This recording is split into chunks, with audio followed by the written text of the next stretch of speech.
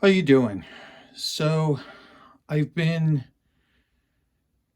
trying to decide whether or not to make a video on my latest acquisition and thrift store find. This is a Pioneer Elite PD-65 compact disc player.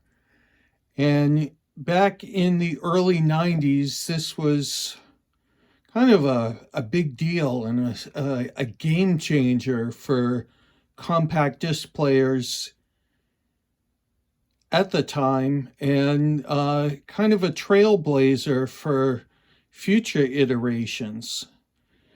You know, people in the hi-fi community will debate absolutely everything, and I made a comment in one of the forums that for a machine that sold for $800 back in 1992, the equivalent of about $1,600 today, this was a pretty high-end machine. It has a copper chassis, all kinds of copper plating on the inside. It has 2 DACs for each channel, so 4 DACs total.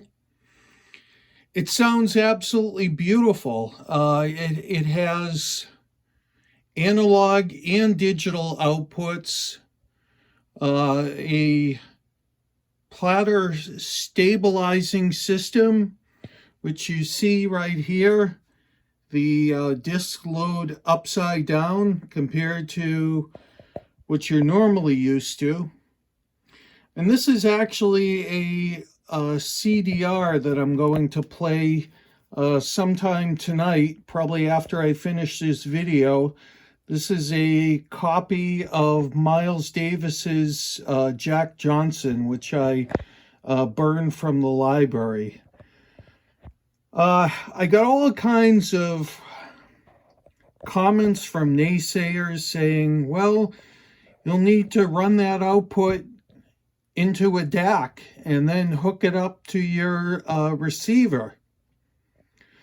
Well, I did that, and this is not a video about the pros and cons of DACs because, I'll probably mention what DAC I used and people will start jumping. I'm not going to mention which DAC I used, but I did a B, C comparison. I compared the sound of the stock DAC, well, technically 4 DACs of the player itself, to the coaxial output of my external DAC, and then the toss link, the fiber digital optical output of that same DAC. And the internal DACs came out on top. No question, no comparison. The sound is warmer, is more analog, and it's a beautiful sound.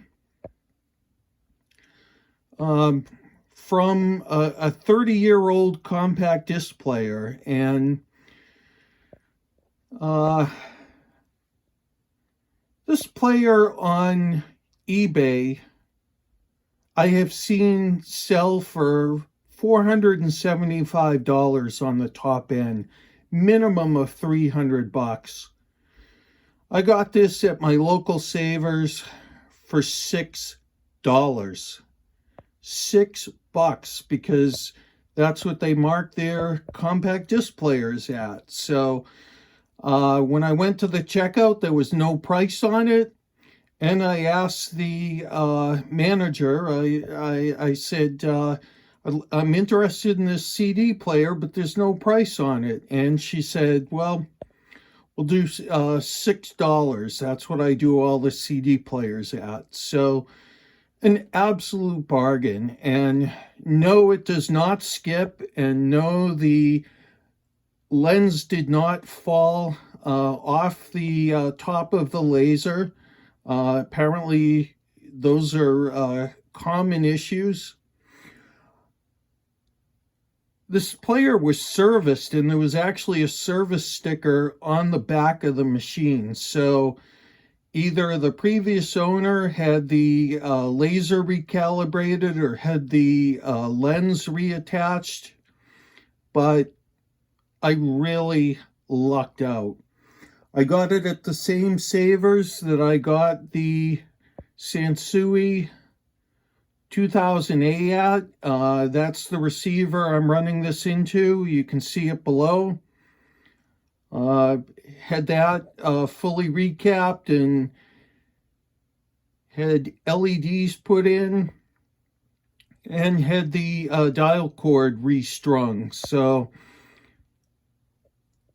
I've gone for months without finding good audio components at my local savers, and to find these two within the period of less than a month back to back, a matter of weeks actually, I was really lucky. So starting to enjoy compact disc again. I have a collection, maybe about 600 of them.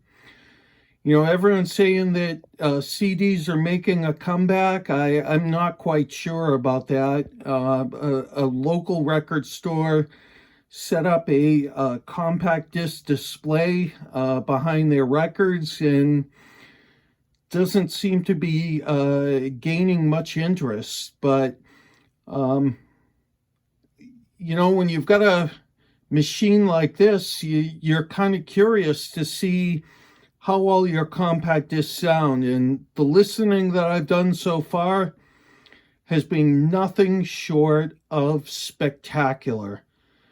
Very warm, almost a tube-like sound. Very clear and very precise.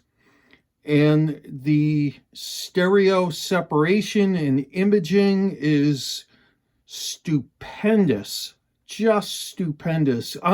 Unlike anything I've ever heard out of a compact disc player. So I guess what I'm trying to say here is, if you're going to take the dive back into compact discs, this is not a bad way to go. And if you can get one of these machines on the cheap, any of the Pioneer Elites, I think it's a true bargain. So I hope you enjoyed some dispelling of myths and a little talk about CD players, and I'm going to go listen. Of course, I can't spin anything for YouTube because of the copyright police, who have been in crackdown mode as of late.